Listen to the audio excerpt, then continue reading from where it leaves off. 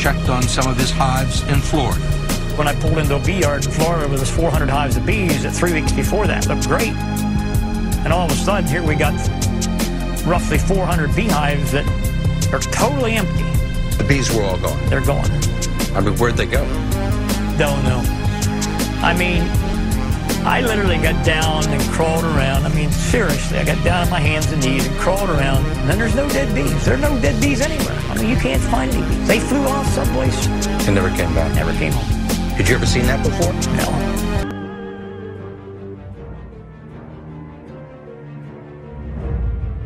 What, you're telling me that these people that dumped this AIDS-tainted blood in foreign countries, who killed children, have not been taken to task in the United States? It's worse than that. The U.S. government allowed it to happen. The FDA allowed this to happen. And now the government is completely looking the other way. Thousands of innocent hemophiliacs have died from the AIDS virus. And not only they're dying, their family members are dying because they're becoming a menace. It's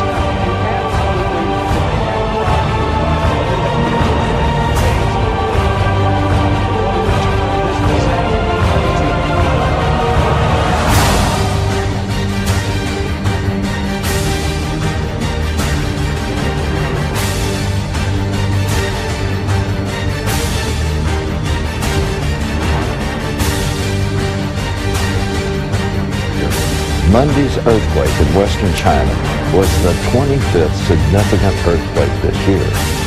It's only May. In 2003, the USGS listed more than 70 significant earthquakes, more than the total number for the 70s, 80s, or the 90s.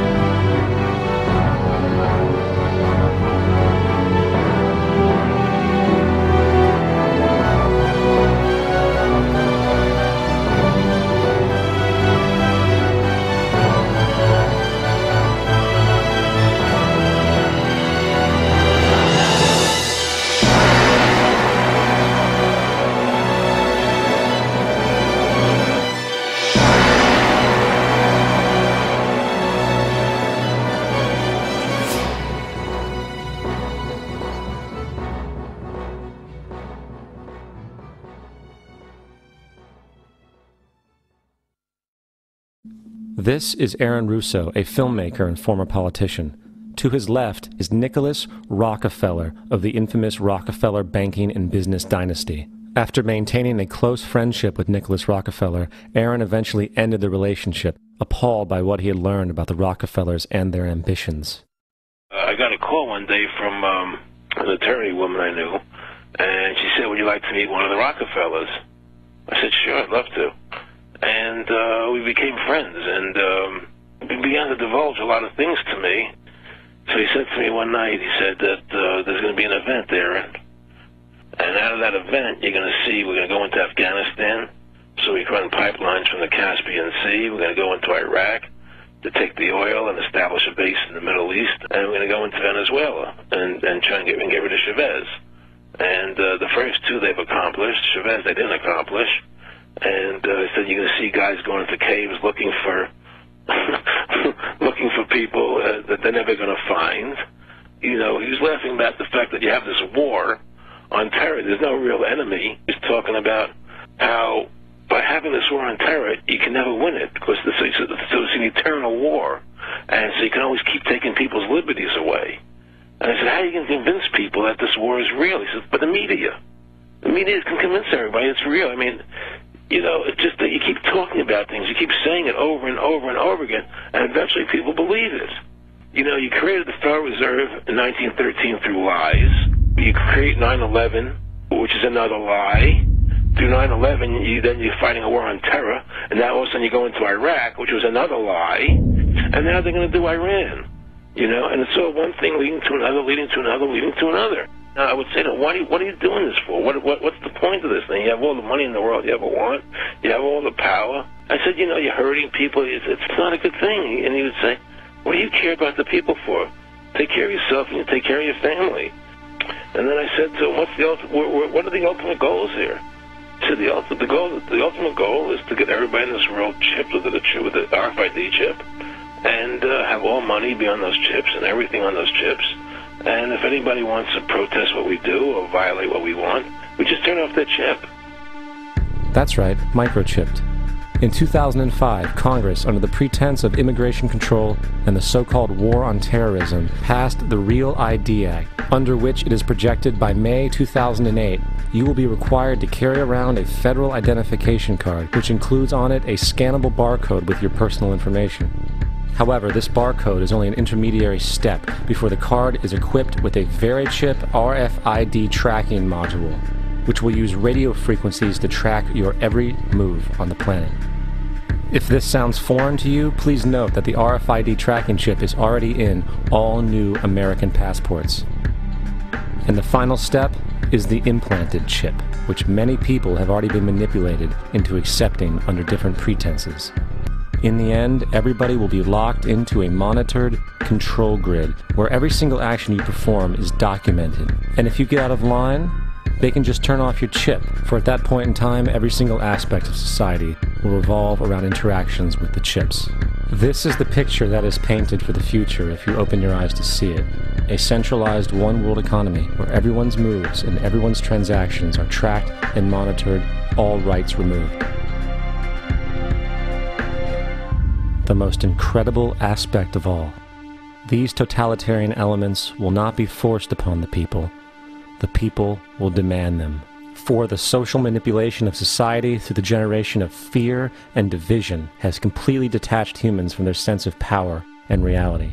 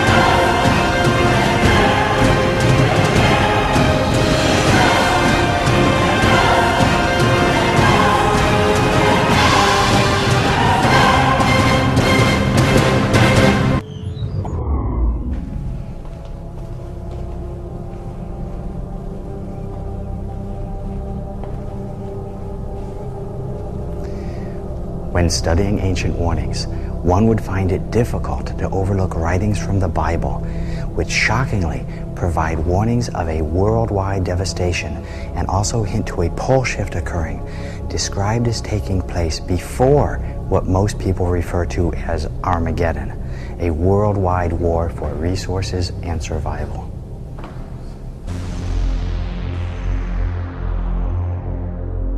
There was a great earthquake, and the sun became black, and the moon became as blood. Every mountain and island were moved out of their places, and there were voices and thunderings and lightnings. There followed hail and fire mingled with blood, and they were cast upon the earth. And the third part of trees was burnt up, and all green grass was burnt up. And the third part of the creatures which were in the sea and had life died. There should no flesh be saved, but for the elect's sake, those days shall be shortened. This phenomenon is called pole shift, in which the entire mantle of the Earth would shift in a matter of days, perhaps hours, changing the position of the North and South Pole, causing worldwide disaster. Earthquakes would rock every continent. Massive tsunamis would inundate coastal cities. It would be the ultimate planetary catastrophe. As unlikely as this theory seems, it is backed by science. Albert Einstein first suggested it in 1955, and a new study from Princeton University reveals that the poles have shifted before. The North Pole rested in the middle of the Pacific, placing Alaska at the equator. Even if this pole shift took place slowly over years, it would result in global climate change and shifting sea levels. If it took place rapidly, it would mean planet-wide disaster and mass extinction of species.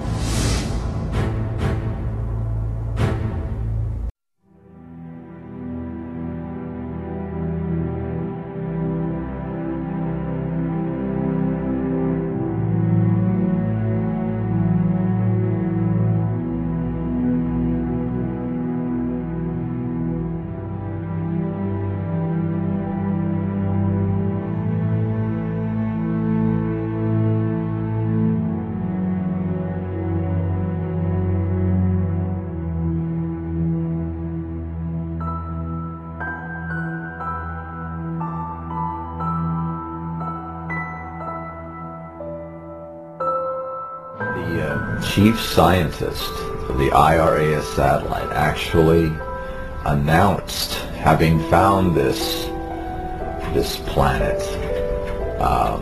December 30th, 1983. It was picked up by 6 dailies. It made the Washington Post.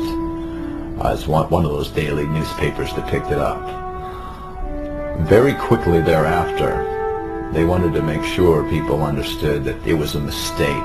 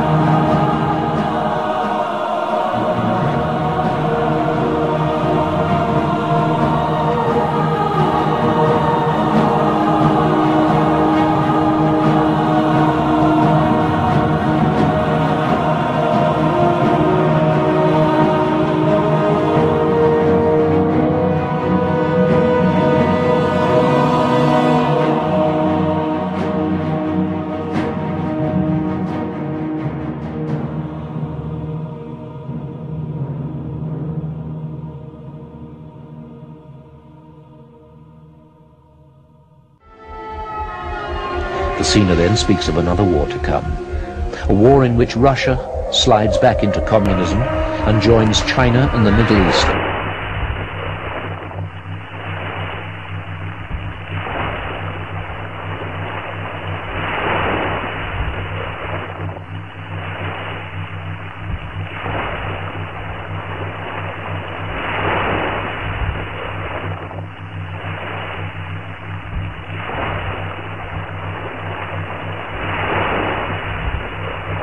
Russia slides back into communism and joins China and the Middle East to fight against America and Germany. The war is won by the West, with Germany becoming the leading economic nation on earth. England is all but destroyed in this final war. I see a great war, fast and furious. It will be fought mostly from the skies. I see weapons that we have not even dreamt of. Germs that cause sickness and electric rays that devastate the earth. Russia is creating a new USSR, and that the Americans have not abandoned their Star Wars program. In these days, Africa will fall into anarchy and mass starvation. In these days, white racism will be on the increase all over the world, especially in Europe. For the Afrikaner nation, it will be a dark time when many forces will be aligned against it. But then, he says, the Afrikaners will rise again and regain their freedom. The nation will take their destiny into their own hands. There will be a great silence before the storm. I see a pail full of blood toppling, falling. And from the pail will rise the Fierclear flag to fly again over a free nation. When will this happen? When people asked, he simply said, the time and place is known only to the Lord. But there are some indicators. In 1916, he tells his friend, there will come a time when I will be once again in the news. In those days, I see we are still fighting amongst ourselves. Then it is over, and we will have a black government. It is then that the Afrikaners' final and fiercest struggle will begin.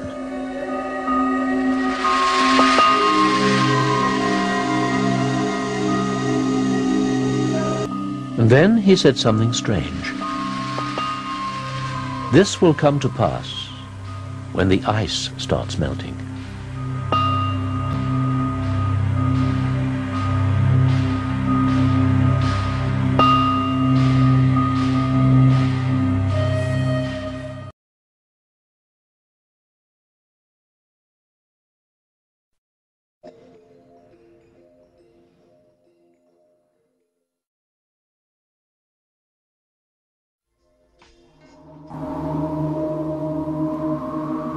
In the winter of 2005, scientists made a frightening discovery. Increasing global temperatures were causing the Greenland ice sheet to melt at an alarming rate. With the help of satellite sensors, scientists saw that the glaciers had softened to the point that they risked a sudden collapse. If that happens, it would cause a catastrophic rise in sea level. If we continue on business as usual, it will be this century, and very possibly before the middle of the century. You mentioned the sea level would rise 20 feet alone if Greenland melted.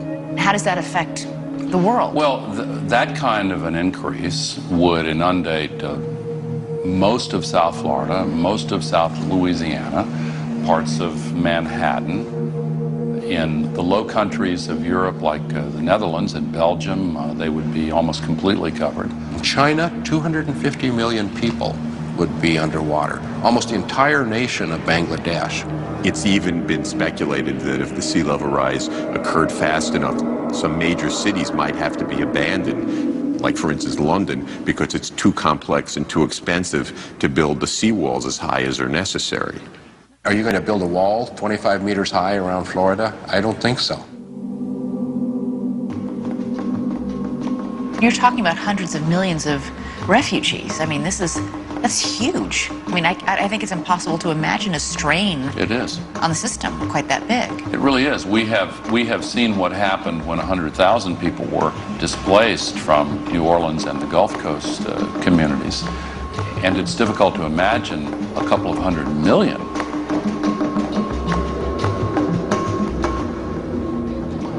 You're going to see mass migrations on a biblical scale. Obviously, the movement of people into new areas and the social ramifications of that are going to cause real problems. As an estimated 1 billion people worldwide are forced inland by rising waters, the remaining habitable land will ironically be gripped by a different kind of water crisis. In the West, 75% of the water comes from snowpack. We're going to lose that snowpack. We've built up cities, huge cities, that depend totally on that water. With the planet's fresh water in short supply, it would become increasingly difficult to grow crops, setting off a worldwide food shortage, igniting a new set of crises. The United Nations identifies something like 150 flashpoints where wars may be fought over water. War, famine, and drought, coupled with an unstable climate system, could push the death toll into the billions. This is a level of disaster that the world has never seen.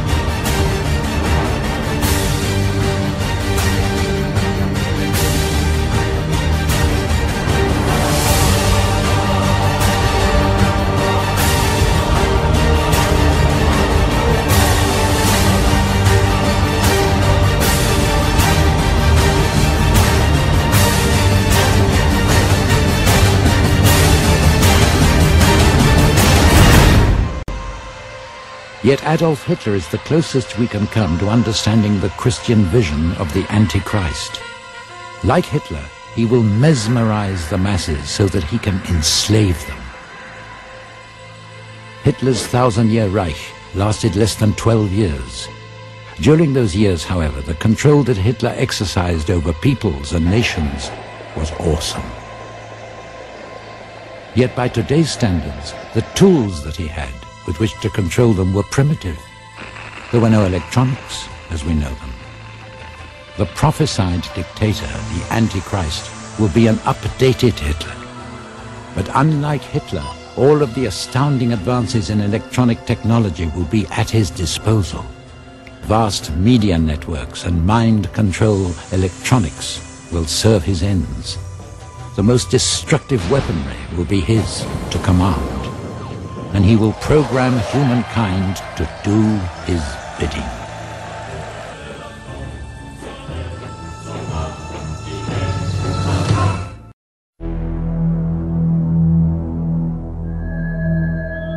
In Revelation chapter 13, we read, "He causes all, both small and great, rich and poor, free and slave, to receive a mark on their right hand or on their foreheads, and that no one may buy or sell except one who has the mark or the name of the beast or the number of his name."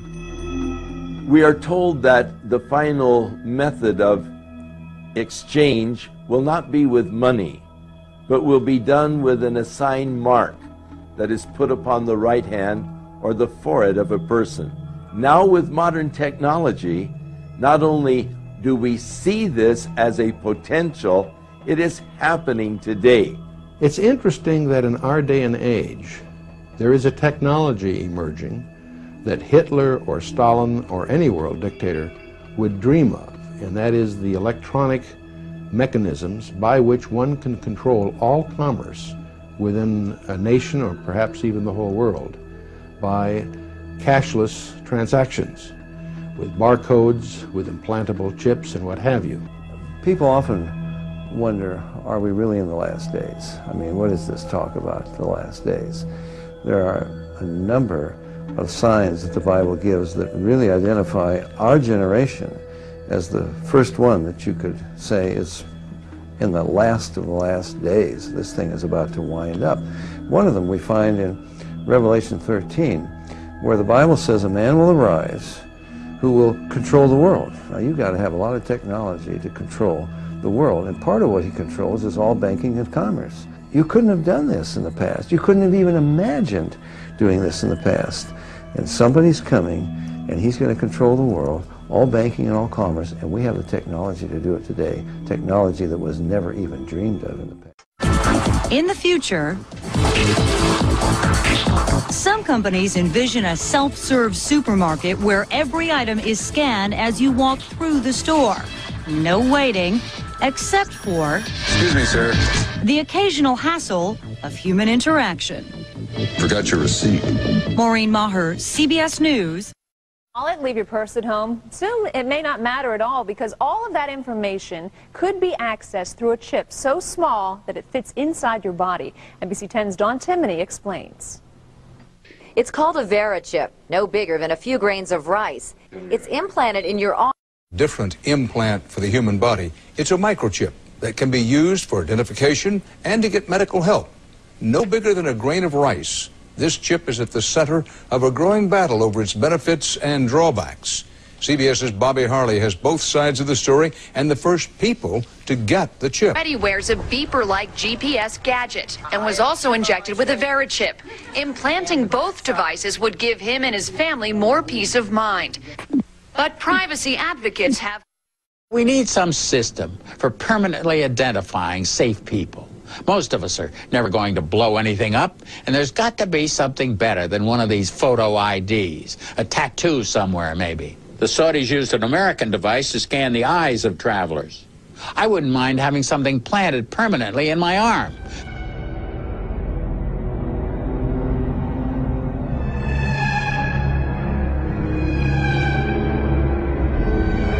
Everybody being chipped, all your money in those chips, and they control the chips, and they control people, and you become a slave, you become a serf to these people. That's their goal, that's their intention. How do I put it? It was like, what do you care about them? What do you care about those people? What difference does it make to you? Take care of your own life. Do the best you can for you and your family. What do the rest of the people mean to you? They don't mean anything to you. They're just serfs. They're just people. You know, it was just a lack of caring. You know, and that's just not who I was. It was just sort of like cold. You know, it was just like cold. You know, and I used to say to him, what's the point of all this? You have all the money in the world you need. You have all the power you need. What's the point? You know, what's the end goal? And he said the end goal is to get everybody chipped, to control the whole society. I'm not talking really about backwards masking, I'm talking really about backwards messages. In fact, one way to do it, which wouldn't require demons or higher intelligences to intercede, would be just to take straight words, take 7 or 8 words in a song, and reverse them. And then when you played it backwards, you would hear those words. But when you heard it forwards, what would you hear? You'd hear something backwards. It wouldn't make sense. So when people talk about how backwards masking is done in the studio, yeah, that kind of backwards masking is done in the studio. No problem. That's not what we're talking about. We're talking about when you hear music and lyrics forward, and then you hear those same lyrics backwards, and it's a message forward, And those same words are a message backwards. Okay? And we're not talking about one or two words. We're not talking about something like the cat and playing it backwards and trying to get something like tack backwards and something out of the. We're talking about sometimes over 15 words straight. We're talking on Stairway to Heaven right around 30 words. Okay? And we're not only talking about that, we're talking about a song that wasn't engineered to be heard backwards, but came right from the spirit world automatically. Okay? And then we're talking about, if you wanted to make lyrics backwards on a song, you're going to mess up that song forward pretty bad, right? Well, Stairway to Heaven is the most popular song in rock and roll. So this destroys any kind of argument that comes against it. And what destroys it more is the lyric forward often has everything to do with the lyric backwards. And to take it even further, you can hear a lot of these same things on live albums backwards. Because it's the demonic spirits using these human beings. Do you understand that? So let's listen to it. Remember, first of all, that they were invoking Satan, that they got it from Satan, and listen to what you hear backwards. Forward. Your stairway lies on the whispering wind. Forward it says, and your stairway lies on the whispering wind. Backwards it says, because I live with Satan. Listen carefully.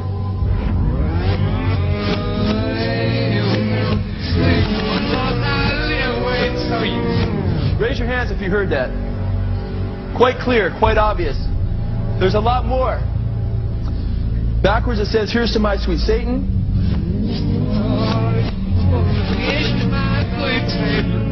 Did you hear that?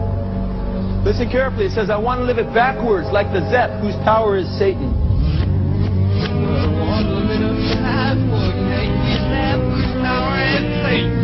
Did you hear that? Then it says, he will give you 666.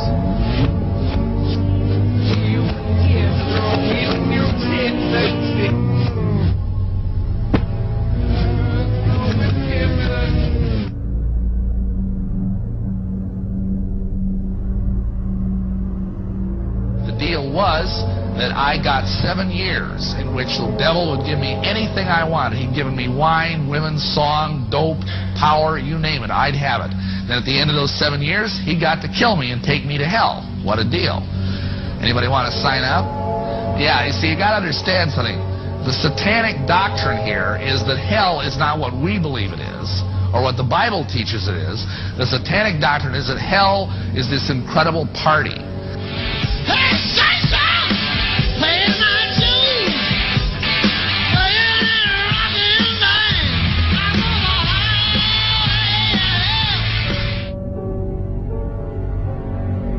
Jim Morrison, too, was into Aleister Crowley. And right here, I want to show you a picture on the back of one of his albums. And here you see Jim Morrison, and under him you see a little statue of Aleister Crowley. And Jim Morrison, too, was into demonism and admitted that he was possessed by spirits. He will give you 666. Big deal. The mark of the beast will come out. People will take it on their right hand or their forehead, and then all of a sudden they'll get grievous sores on their right hand, and they'll say, hey, what's going on? It's not working. There's some kind of reaction to this mark. And then before you know it, according to Revelation 14, everybody that takes the mark of the beast will be damned in fire and brimstone, it says, forever. And the smoke of their torment rises up forever and ever. Big deal. It's a big deal in this sense. The people that take the mark of the beast, the people that are rejecting Jesus right now, are not going to make it into God's kingdom. And we need to reach people and say, hey, the scriptures say, Jesus said, except you repent, you shall all likewise perish. We need to turn to him wholeheartedly. Where are you turning at this time? Who are you following? Not to follow Jesus is to follow Satan according to the Word of God. And here's a group of neurons right here. And at the University of Southern California, Theodore Berger has shown that brain cells called neurons can grow onto microchips and communicate with them. The capability exists for building computer chips that act just like nerve cells, and we're developing the capability for interfacing those computer chips with the brain. And Ray Kurzweil sees a day when microscopic computers will make all kinds of learning as easy as downloading. You would be able to do things that you wouldn't otherwise be able to do. Is it possible that you could download information into one of these chips? And stop me if this is silly, and give somebody instant knowledge. It's not. In the 1960s, Professor Jose Delgado took a normally hostile bull and implanted electrodes into its brain. Electrodes that could be activated by a radio transmitter. His objective was to see if stimulation of the bull's midbrain could short-circuit the rage signals, stopping the bull before it reached the matador. After the bull had recovered from the implantation and in mid-charge, the button was pressed. The bull's aggression ceased instantly. A clearer experiment was performed with cats.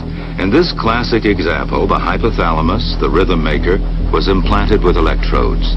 Could it be responsible not just for rhythms, but also for rage? The switch is turned.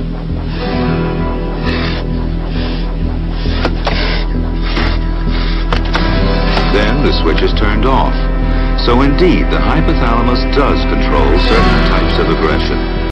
Can a microscopic tag be implanted in a person's body to track his every movement? There's actual discussion about that. You will rule on that, mark my words, before your tenure is over.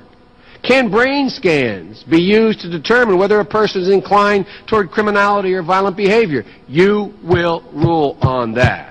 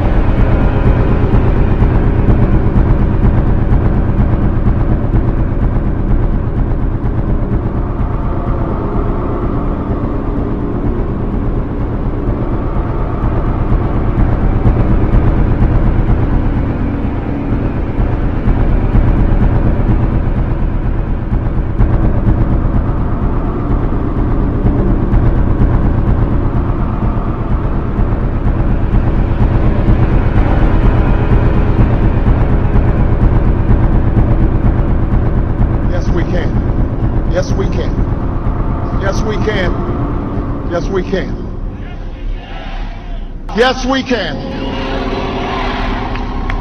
Yes, we can. Yes, we can. Make you say.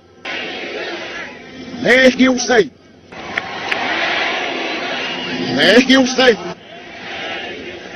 Make you say. Make you say. Make you say.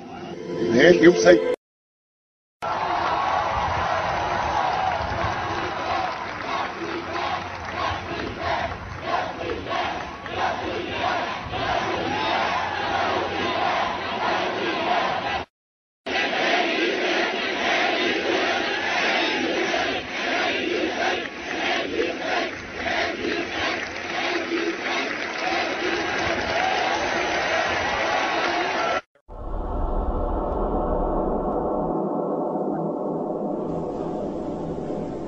Politicians are advancing a global plan, the plan of the Antichrist. This is the doctrine of Lucifer, which Freemasons, Knights Templar, and members of the Illuminati global network of secret societies follow.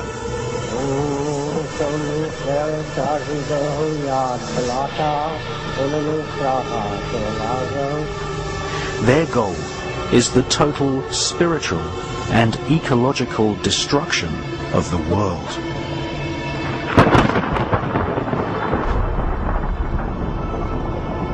They use advanced technology to spy on and kill whoever gets in their way. Which is being actually carried out right now, is to create conflict, to create wars.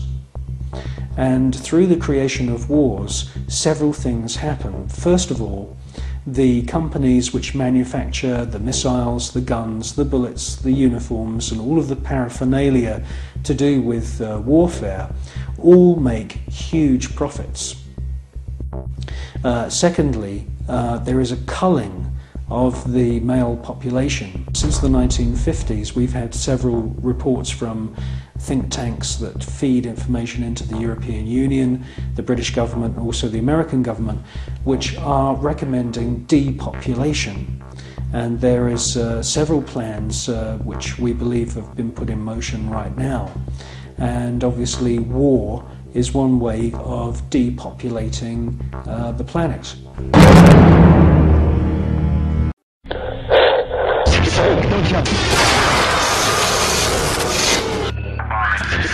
Binary chemical weapons.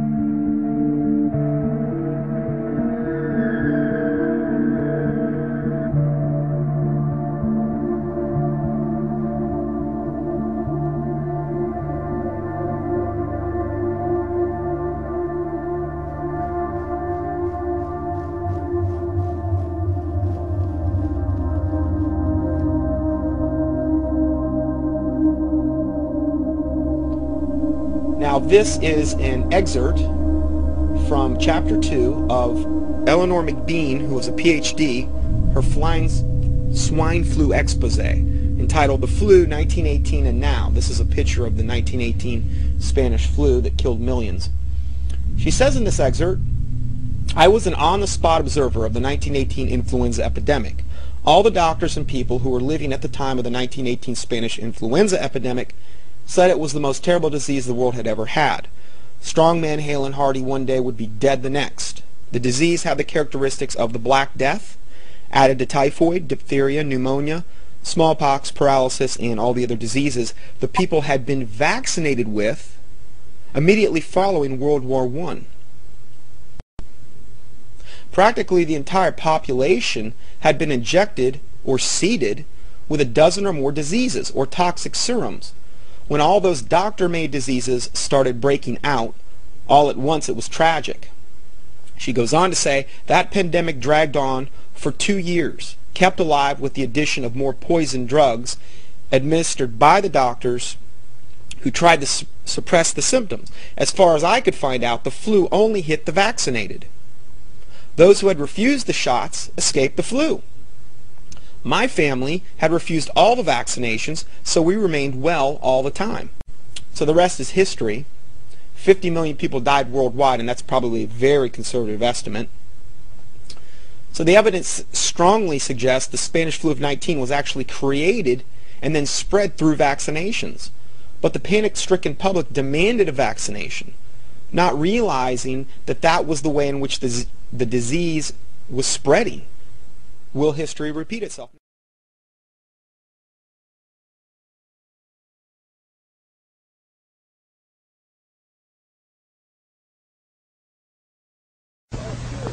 I don't need another flu shot. I had a flu shot last year. A swine flu epidemic may be coming. Swine flu shot? Well, I don't know. I've been thinking about it. It could make you very sick. Swine flu? Man, I'm too fast to let it catch me. You'll want to be protected. I'm the healthiest 55-year-old you've ever seen. Hey, I play golf every weekend. Get a shot of protection. The swine flu shot. The Book of Revelation warns of an age of destruction, where planet Earth will be writhing in pain like a mother giving birth. The Book of Revelation prophesies the birth of the Antichrist, who will emerge to wield great political power across the planet. The plan of the Antichrist is very simple: famine, plague, war, total annihilation of all living creatures. This will be done, apparently, by mass killings of children around the world. Famine, pestilence, plague, and war will be used to kill thousands of children each day. In actual fact, before our very eyes, every day 26,000 children die from starvation and preventable diseases such as the common cold.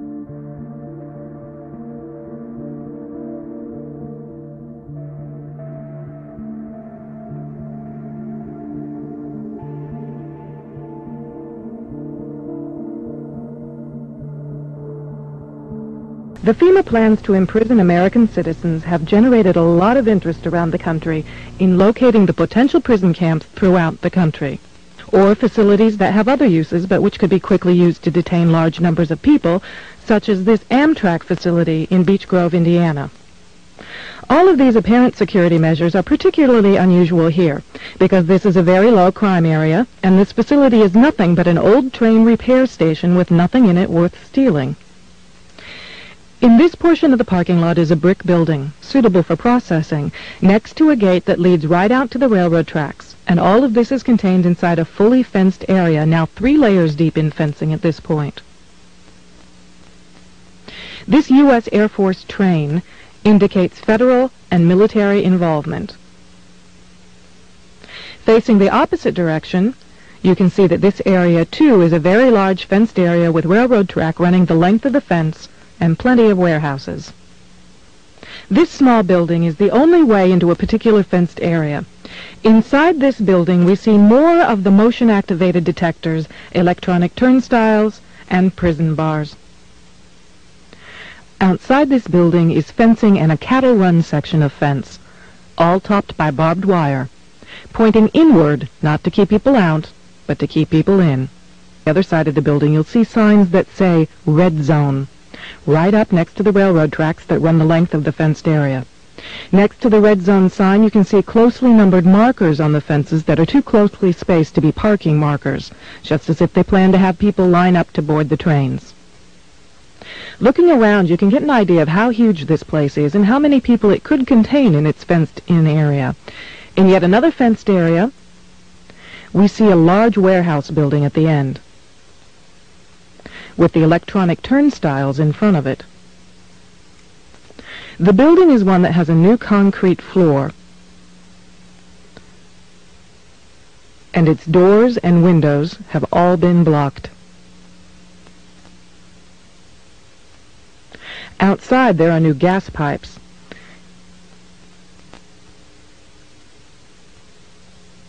Even as we were filming, a black helicopter flew over us, observing what we were doing, which has happened many times when we have been at the facility.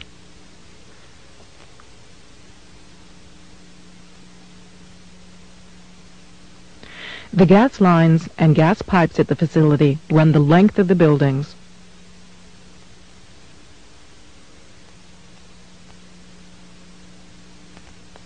And come out at some very, very large, brand new furnaces that have been installed at the buildings throughout the facility.